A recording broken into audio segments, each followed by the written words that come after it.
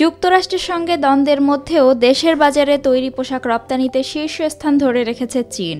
2024 সালের প্রথম প্রান্তিকে শুধু চীন থেকেই $345 কোটি তৈরি পোশাক কিনেছে যুক্তরাষ্ট্র।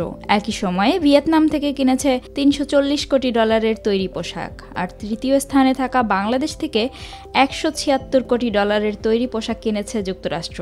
এছাড়া ভারত ও ইন্দোনেশিয়া যথাক্রমে 122 কোটি এবং 102 কোটি তৈরি পোশাক রপ্তানি করেছে যুক্তরাষ্ট্রে। ওটেক্সার হিসাবে বছর ব্যবধানে যুক্তরাষ্ট্রে বাংলাদেশের তৈরি পোশাক রপ্তানি কমেছে 17.68% কম।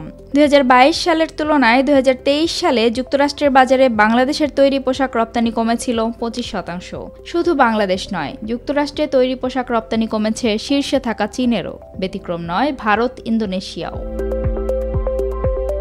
বিপরীতে যুক্তরাষ্ট্রের বাজারে তৈরি পোশাক রপ্তানি ক্রমান্বয়ে বাড়াচ্ছে ভিয়েতনাম। অর্থের হিসাবে চীনের সঙ্গে পার্থক্য নামিয়ে এনেছে $5 কোটি।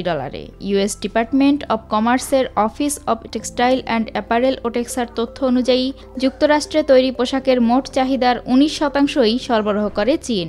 মার্কিন বাজারে সর্বোচ্চ তৈরি পোশাক রপ্তানি তালিকায় দ্বিতীয় স্থানে আছে ভিয়েতনাম, তৃতীয় স্থানে আছে বাংলাদেশ।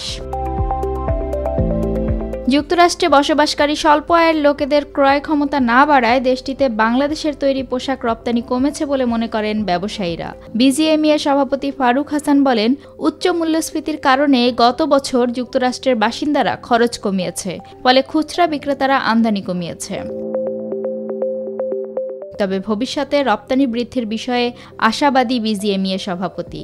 এই ব্যবসায়ী বলেন, গেল বছরে যুক্তরাষ্ট্রে অবিক্রিত পণ্যের মজুদ বেশি ছিল, তাই বড়দিনের মতো অনুষ্ঠানের আগেও দেশটিতে তৈরি পোশাক আমদানি কম ছিল। সে মজুদ প্রায় শেষ দিকে, ফলে চলতি বছরের মধ্যেই তৈরি পোশাক আমদানি বাড়াবে যুক্তরাষ্ট্রের ব্যবসায়ীরা। 2024 সালের প্রথম 3 মাসে বিভিন্ন দেশ থেকে $1,807 কোটি তৈরি পোশাক আমদানি করে মার্কিন ব্যবসায়ীরা, যা বছর ব্যবধানে কমেছে 7.14%। শুধু প্রান্তিকের হিসাবে নয়, বছরের হিসাবেও তৈরি পোশাক আমদানি কমিয়েছে যুক্তরাষ্ট্র। অটেক্সার তথ্য অনুযায়ী 2022 সালে যুক্তরাষ্ট্রের ব্যবসায়ীরা মোট $9,986 কোটি তৈরি পোশাক আমদানি করেছিল।